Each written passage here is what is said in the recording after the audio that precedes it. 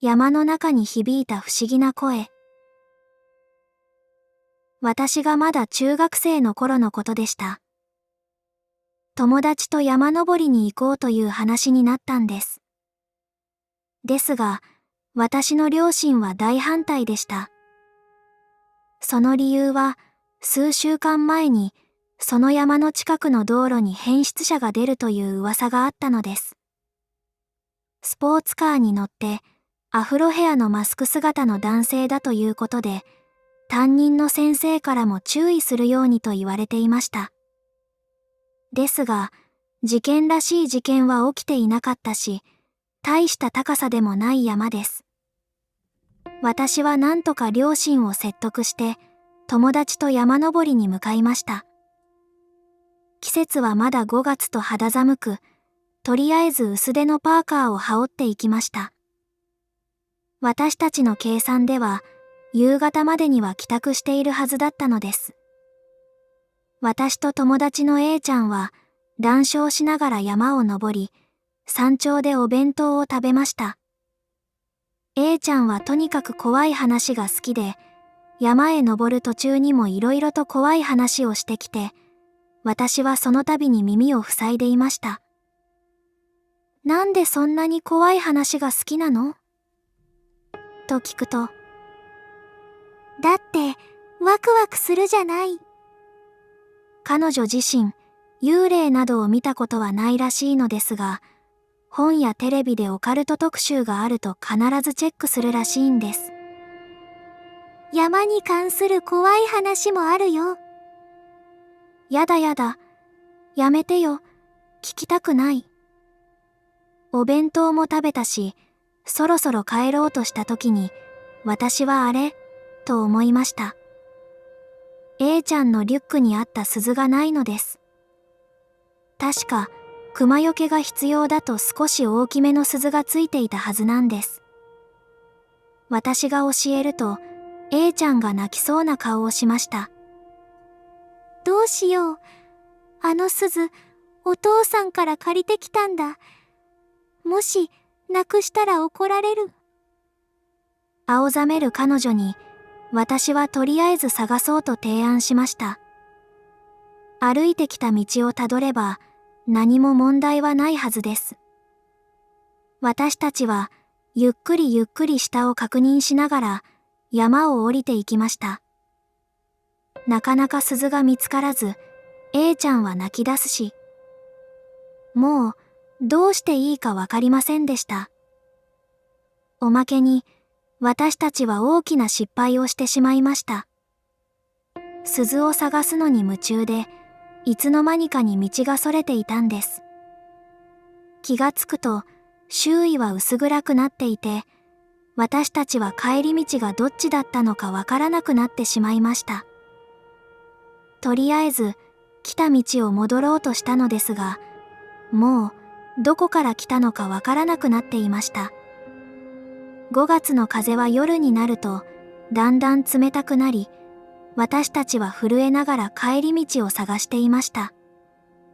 現在なら携帯電話があるので、すぐに助けを求められるのですが、当時はまだまだ携帯電話は普及していませんでした。連絡手段などあるはずがないのです。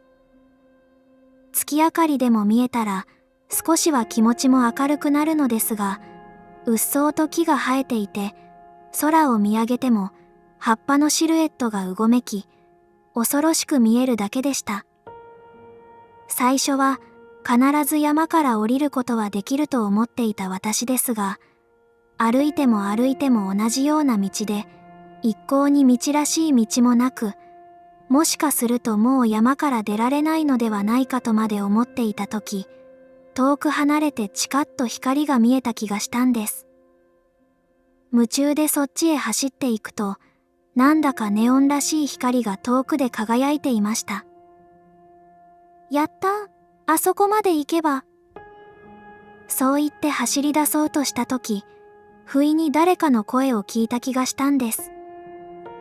はっきりとした言葉ではないのですが、男の人の声に聞こえました。聞こえたと、A ちゃんに聞いてみたのですが、彼女には聞こえなかったみたいです。すると、またかすかに声がしました。もしかすると、私たちの他にも人がいて、同じように迷子なのかも。そう考えると、ほっとけなくなって、私と A ちゃんは声の方をたどることにしたのです。でも、呼びかけても返事はありません。もしかすると怪我をしているのかもしれない。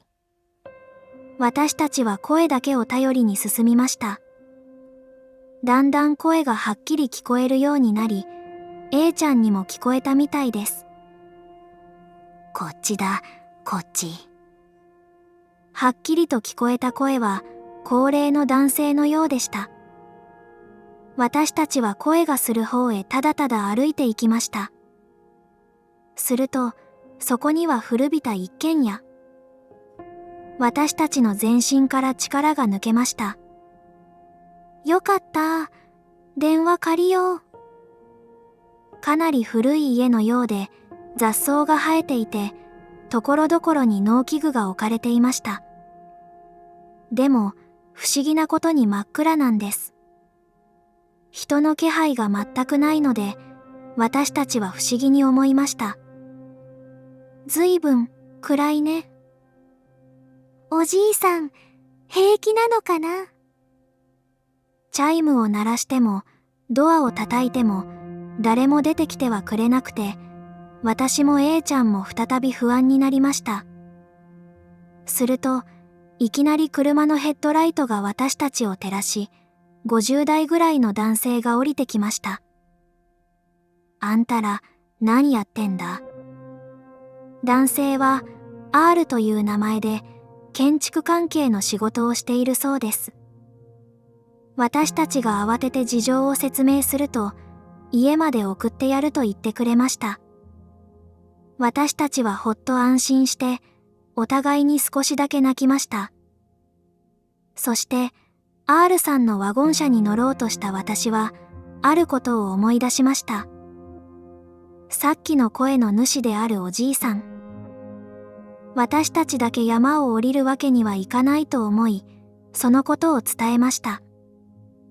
R さんというその男性に言いました。ですが、答えは意外なものでした。あの家にはもう誰もいないぞ。聞くと、この家は R さんの実家だそうで、30年前に実家を離れたそうです。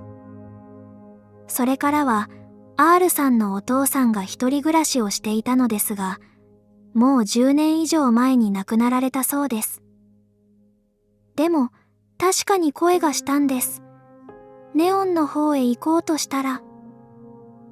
ネオン？ R さんの声が変わりました。何か悪いことを言ってしまったのかと思ったら、R さんが大きなため息をつきました。あんたら、ラッキーだったな。何がと思ったら、実は私たちが行こうとした先は崖になっていたそうです。草が生い茂り、初めての人には気がつきにくいらしく、何度も R さんは良かったなと言ってくれました。私と A ちゃんは互いに顔を見合わせて言葉もありませんでした。うちの親父、子供好きだったんだよ。俺がガキの頃もよく迷子の子供を助けたりしててな。R さんは嬉しそうに言いますが、私たちは複雑な気持ちでした。確かに聞こえた高齢の男性の声。あの声は R さんの亡くなったという父親の声だったのかもしれないと思ったら鳥肌が立ってきました。あんな風にはっきりした声で聞こえるのかと思いました。ですが、確かにあの声はあの古びた家の中からしたのです。本当は明日こっちへ来るはずだったんだよ。R さんがぽつりと言います。何でも工具が壊れてしまい、実家に同じものがあると思い出して、久しぶりに実家に来ることになったそうです。不思議なんだよなあ。明日行こう。明日行こうって思ってたのに、なぜか今日来ちゃってさ。親父の巡り合わせかもしんねえな。R さんの笑い声に私たちもやっと笑えました。考えてみたら、私たちは R さんのお父さんに助けられたのです。もし、あの時に声が聞こえなかったら、私は崖から落ちていたのです。そう思うとゾッとしました。山から自宅へ帰ると、両親には思いっきり怒られてしまいました。A ちゃんも同じだったようで、二人で反省しました。あの時聞こえた不思議な声のことは、さすがに両親にも言えませんでした。ですが、山を見るたびにあの時のことが鮮明に思い出されます。改めて思い返すと、あの時に聞こえた男性の声には、本当に感謝しかありません。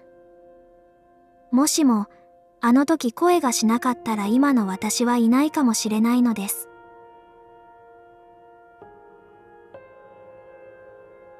山の祠。中学の頃までは毎年恒例、夏休みにはじいちゃんばあちゃんに会いに親の実家に帰省してた。俺は東京郊外に住んでるんだけど、俺の実家と比べると祖父母の家は古臭い上に近辺にコンビニが一軒あればマシな片田舎で、大きなショッピングモールのビルなんかは見当たらないような辺境だった。そればかりか周囲が山に囲まれた盆地だ。だから俺にとっての帰省は何もすることがない、そんな退屈な行事だった。よう来たね。たっくん、大きいなったの？久しぶり。じいちゃんたちはこのクソ暑い炎天下だというのに、孫の到着を敷地の前で待っていて、俺たち家族が乗った車が見えるなり大きく手を振って出迎えていた。それほど喜んでくれるのは嬉しいが、さすがに炎天下で待ちぼうけはやめた方が良い。暑いから中入ろう。倒れるよ。そやね。じいちゃんたちは優しいし、お小遣いもくれるから好きだ。でも、やっぱりこの田舎は退屈だから嫌いだ。それが俺の素直な気持ちだった。俺はばあちゃんに肩を貸しながら照り返しの眩しい石段を上がって家へ向かった。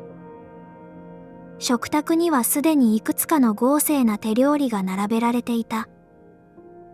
ばあちゃんの手作り料理は古き良き日本料理が多く、錦糸卵やきゅうりの細切りが飾り付けられたそうめんとか、夏野菜の炒め物、ピーマンの肉詰め、ナスのおひたしとか、小鉢が何品も用意されている。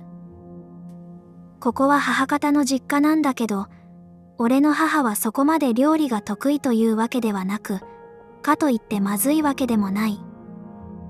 なんというか、奇抜の一言に尽きる。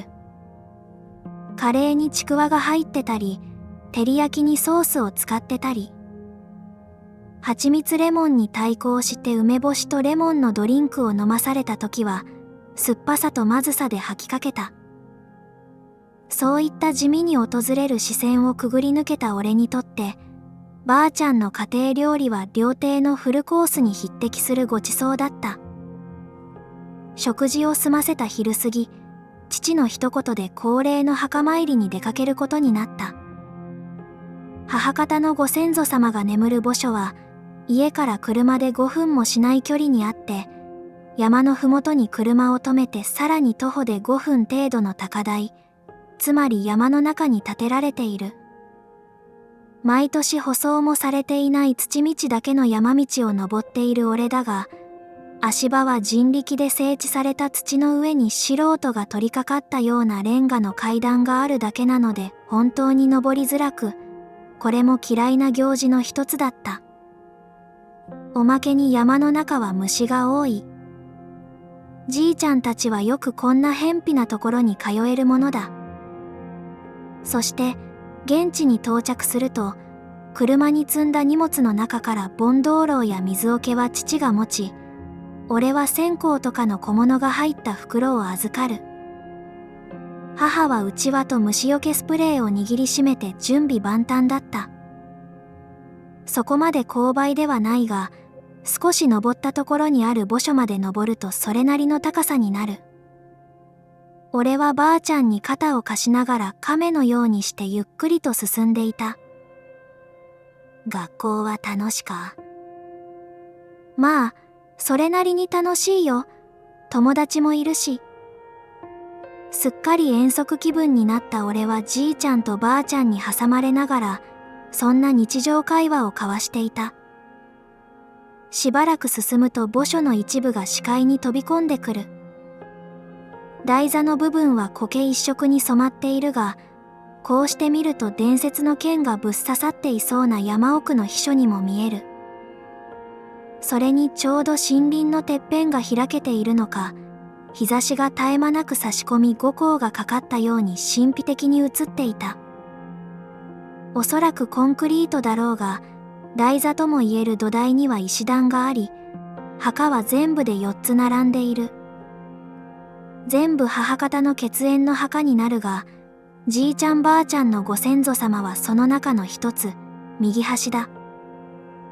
まあ、墓参り自体は4つとも行うから結局全部の掃除はするし、線香も立てなければいけないけど、中学生の俺にとってこの行事の一番嫌いなところがこの面倒な掃除だった。山の中だから落ち葉枯れ葉はまさに山のように重なってるし、当然気持ち悪い虫がわんさかといる。そして、俺が最も苦手な蜂も旋回して俺を狙っているから、本当に苦行だった。蜂が現れるたびに母がうちわと虫除けスプレーの合わせ技で牽制してたが、それ緊張るじゃないから意味ないんじゃと俺は内心つぶやいていた。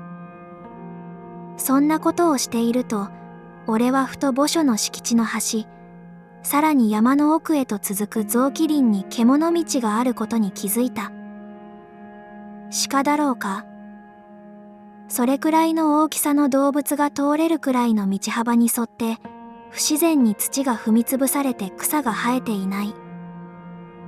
じいちゃん、この先なんかある？ほうきを持って近場の枝先に張り付いた蜘蛛の巣を取り払っていたじいちゃんが振り向くと、少しぎょっとした表情で俺を睨んだかと思えばふいっと顔をそらせる。なんもねえ。それよかこっち手伝ってくれんかね。蜘蛛の巣がかなわんわ。あ、うん。いつになく重く押しかかったじいちゃんの声量に威圧され、俺は素直に手伝うことにした。掃除も滞りなく終わって無事に墓参りすると、長居することもないのですぐに下山することになる。ただ、俺が例の獣道が気がかりでじっと後ろ髪を引かれるように見ていると、ばあちゃんが手を引いてきたので仕方なく下山する。それでも時折後ろを振り向いては獣道を見ていたんだけど、じいちゃんに、前見てあるかんと危ない、と叱られた。翌日、テレビを見たり、ばあちゃんの手料理の手伝いをして朝食を迎えたり、じいちゃんと囲碁をしたり、全員でトランプしたりと休日を満喫していたが、ちょうど昼過ぎあたりからそれぞれが居眠りを始めたりと自由時間ができ始めた。そこで俺はちょっと外を散歩してくると言って家を脱出することに成功した。もちろん、目的はあの墓所なんだが、徒歩では距離がありすぎるため、俺はじいちゃんから自転車を借りて墓所まで全力疾走する。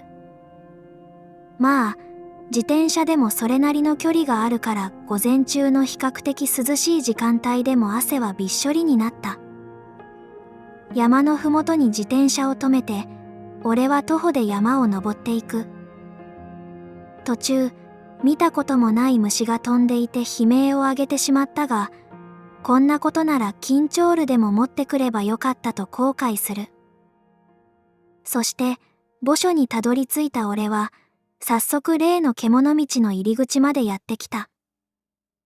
まるでトトロのところまでつながっているんじゃないかと思うほどの、人一人がギリギリ通れる幅の狭い道。俺は近くに落ちていたいい感じの長さの棒切れを手にして、いざ冒険へ、というノリで獣道に入っていく。道は進むほどに木々の影に飲み込まれていくように暗く生い茂っていくものの、決して行き止まりにはならずに先へと続いている。明らかに登っている感覚はあるんだけど、生い茂った葉が天蓋となって太陽の傾きも見えず、かといって振り返っても薄暗い軌跡をたどるだけで、ここが山のどのくらいに当たるのかは全く見当もつかなかった。しばらく黙々と進むと、やがて草木の覆いから解放されて、ちょっとした平坦な空間に飛び出た。当然手入れされているわけでもないので草木はうっそうと茂っているが、なぜだか足場はくるぶしほどの高さまでしか成長していない草ばかりで、比較的歩きやすいことに違和感を覚える。そんな空間の採用、ひときわ大きな大木の前に随分とくたびれた小さな祠があった。全長2メートルもない瓦屋根に木造りの小さな祠。前面は格子状の障子のような骨組みの扉があるが、中は真っ暗でここからでは何も見えない。こんなところに祠があったのか。この時の俺の心境はそんな程度だった。ガサガサと音を立てて祠に近づくと、格子状の扉の網目から中を覗いてみた。ぎらり。何かの眼光とも言える残光が一瞬だけ見える。思わず顔を離して瞬きをする俺。何か動物でも住み着いているのだろうか。単純にそう思った俺は、棒を穴に通して中を何度かつついてみることにした。今考えればかなり大胆な行為で罰当たりだと反省している。ただ、俺のこの行動が最悪の結果を生んだ。ぐりぐりと何か手頃な弾力のある物体に触れた感じがした矢先、ガタガタガタとものすごい振動で祠が揺れ動いた。うわ。俺は棒を刺したまま声を上げて飛びのいた。すると、棒も痙攣するように小刻みに震え始めると、祠はさらにガタガタガタと地震のように振動し始める。何かやばい。俺はそう思ってゆっくりと距離を取りながら獣道まで後退する。もしかしたら凶暴な動物がいたのかもしれない。もし飛び出てきたらすぐに逃げよう。そう身構えていると観音開きになっている祠の扉の片側が、ギー、ギギ、と不快な音を立てながらゆっくりと開いていく。やっぱり何か動物が住み着いていたようだ。何があっても対処できるようにと俺は充血をお構いなしに祠の成り行きを凝視する。ガシ。白く痩せ細り筋張ったような手が祠の縁をつかむようにして出てきた。手、人間みたいだけど猿とかか？そんなことを思っていると、もう一本の手が暗闇から伸びてきて、今度は床の縁をつかむ。ぬ、と、ぬめぬめしたような印象を受けるその腕は、さらに祠から地面へと伸びていくが、どうにも長さが尋常ではない。腕の長さだけですでに祠の全長を超えていて、俺は本能的に震え上がった。そして、俺が獣道に足を踏み入れた瞬間、ついに祠からそいつが顔を出す。長い黒髪をひげのように垂らした逆さまの顔が日の光を浴びると、鳥のようにカクッと一瞬で俺に顔を向けた。真っ白な血色肌で笑っていることだけが認識できるそいつは、大きく口を開けて、おー、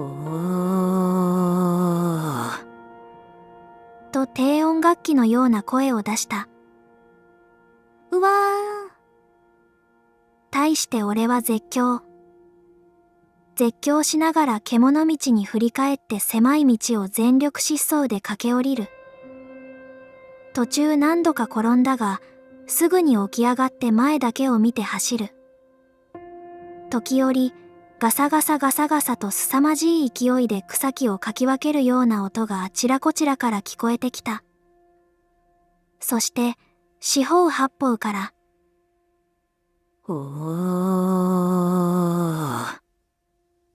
と少し悲しさを帯びた慟哭が聞こえてくる。ガサガサガサガサ。おー。絶え間なく後方から聞こえてくる奇声が俺の焦燥感をかきたてるが、俺は決して振り返ることなく口を、無のように固く閉じてひたすらに下山することだけを考えた。そうして見えてきたのが生い茂った草木の天蓋の先に差す明かり。ご先祖様たちが眠る墓所に飛び出ると、俺は盛大に転げて大の字に寝転んだ。動悸と息切れがせわしない中、俺は上体だけを起こして獣道へと振り返る。俺の激しい息遣いがうるさい中、じっと獣道周辺の山々を見渡すが、どうやらあいつは追いかけてきていないようだと安堵する。息を整えた俺は、ひとまず墓所で墓と目があったという気まずさもあり、なんとなく手を合わせておくことにした。土台には上がらず、その場で墓前に向けて拝んでいると、俺は墓前の奥、雑木林の中に白い何かがあることに気づき目がそっちに泳いだ。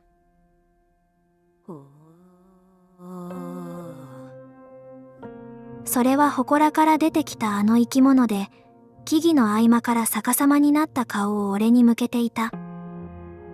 そして、その顔がつながった胴体がまるで雲のように横ばいになり、手足が直角に折れ曲がっていることに気づいた。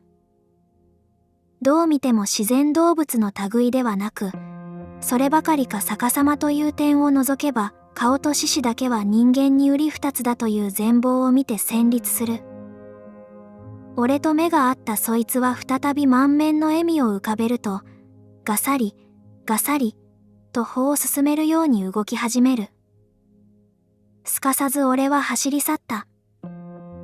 すぐに下山して麓の自転車にまたがってじいちゃん家まで飛ばした。あれに追いつかれたら殺される。どういうわけかそればかりが脳裏に浮かんで、一歩でも遠くへ逃げることを優先した。そして数十分かけて家に戻るなり、じいちゃんと、なぜか俺はじいちゃんに助けを求めた。麦茶の入ったコップを片手に縁側でくつろいでいたじいちゃんは、どうしたねと微笑んでいたが、俺が肩で息をして顔面蒼白な顔を向けると、すぐにキリッとした神妙な顔つきをしたのを覚えている。さらにじいちゃんはコップを置いてサンダルを履き庭へ飛び出すと、俺の両肩を力強く掴んで、お前、あそこ行ったんか。とすごい形相で怒鳴りつけてきた。じいちゃんの気迫におじけづいて震えるようにしてうなずくと、じいちゃんは苦悶の表情を浮かべ、すぐに俺の両親を呼び寄せた。すぐに帰りんさい。ほら、支度せんと。どうしたんですか急に。ぶつぶつと独り言を言うようにじいちゃんが顎をこすっていると、父が事態を把握できずに立ち往生していた。父は俺が何かしでかしたのかと思い俺を見やるが、俺はとっさに顔をよそに向けた。あそこに行ったんよ。父に気を使ったのか、じいちゃんがしぶしぶそうつぶやいた。すると、父は何か悟ったのか、はっと顔を上げると俺の顔を再度確認する。しばらくはここに来ん方がええじゃろ。念のために。わかりました。じいちゃんと父のやりとりは理解できなかったが、少なくとも俺が悪いことをしでかしたのは理解できた。多分、あの山の祠から出てきたあいつが関係していることもうすうす気づいた。そうして急遽帰宅の準備が始まり、俺はばあちゃんと別れの挨拶を交わす。かわいそうにね。ちゃんとご飯食べてしっかり寝るんよ。うん。何がかわいそうなのかわからないが、俺もばあちゃんの料理が食べれないのは残念だ。それにしばらくここに来てはいけないと告げられたから寂しさもある。そして、じいちゃんばあちゃんと別れの挨拶を済ませた俺は車に乗り込んで、昼過ぎには出発して帰路に着く。こうして俺の祖父母の家の帰省は唐突に幕を閉じた。その年の冬、本来なら新年にもじいちゃんたちに会いに行くんだけど、今年は俺のせいで帰省する予定はなかった。ただ、その代わり電話で挨拶は大丈夫だったので、俺はじいちゃんたちと電話で新年の挨拶を済ませた。明けましておめでとう。元気しとるかね。明けましておめでとう。普通だよ。そりゃよかったよかった。電話越しにも伝わるじいちゃんたちの喜びように俺はどこか複雑な心境だった。ばあちゃんと話した後、じいちゃんとも世間話をするんだけど、俺は呼気を握りしめて自然体を装って自分の部屋に向かった。実は両親の目を盗んで前々からじいちゃんに聞いておかないといけないことがあったからだ。あのさ、じいちゃん、山の中に祠あるよね。俺はそう切り出すとじいちゃんは押し黙った。だけど俺は構わず、あの時の体験を赤裸々に語る。祠から見たこともない生き物が出てきて追いかけられたこと。その異形な構造をした姿を見たこと。すべてを話すと、じいちゃんはため息をついていた。そして、じいちゃんは幾分か落ち着いた声であの正体を教えてくれた。あの祠から出てきたものは、女オケラと書いて、ニョロウと呼ぶらしい。正体自体は不明だが、じいちゃんの幼少時代から目撃談が相次いでいたことで有名なよくわからない存在で、当時から幽霊だの妖怪だの騒がれていたらしい。目撃談といっても、見た者はだいたい村単位で一人いるかいないか程度。それがだいたい一つの世代に一人か二人の割合で出るようで、じいちゃんの友達も目撃したという。ただ、その友達は目撃談を語った半年後には村外れの池に浮かんだ状態で亡くなっているのが発見された。池の周りは粘り気のある泥が広がっていて、そこに何かの生き物らしき足跡と見るべきか手形と見るべきか、よくわからない痕跡がこれでもかとつけられていた。一見歴史に見えたそれは他殺の可能性もあるとして懸命な捜索が続いたが、犯人の特定はできなかった。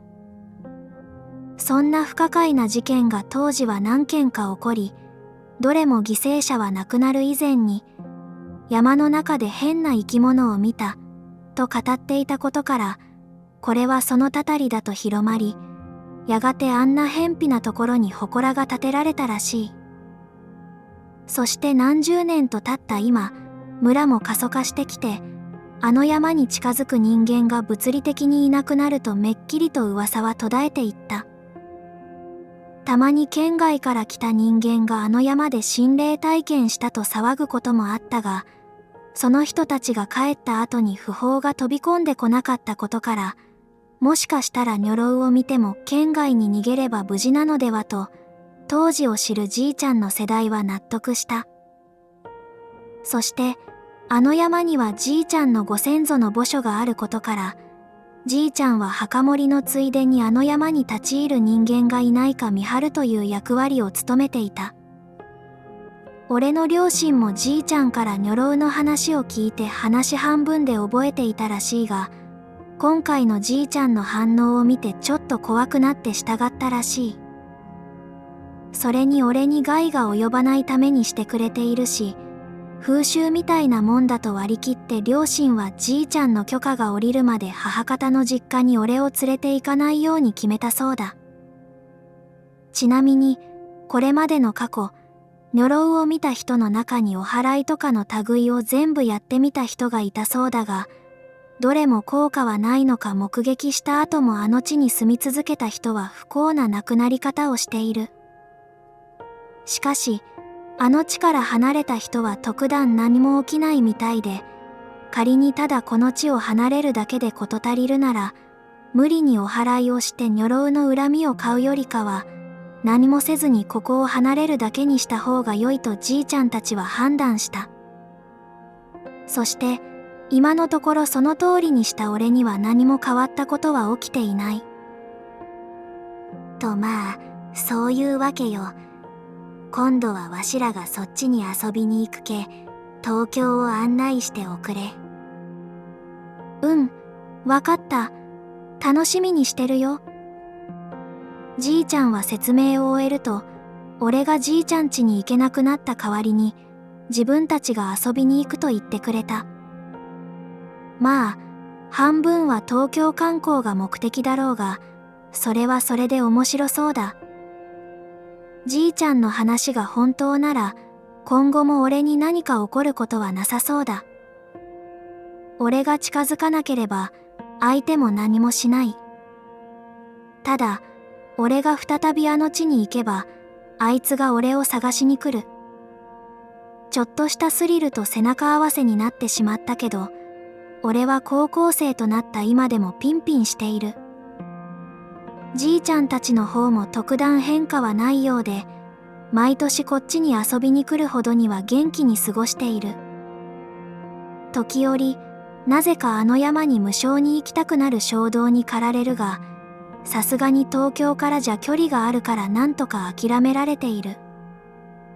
ただ、例えば大人が酒に溺れるように、中毒者が薬物を止められないように、俺の中でも次第にあの山に行きたいという気持ちが強くなっている気がする。俺が大人になり、自由にあちこちを旅行できるようになったとき、果たしてこの衝動に抗えるのだろうか。俺は一抹の不安を感じている。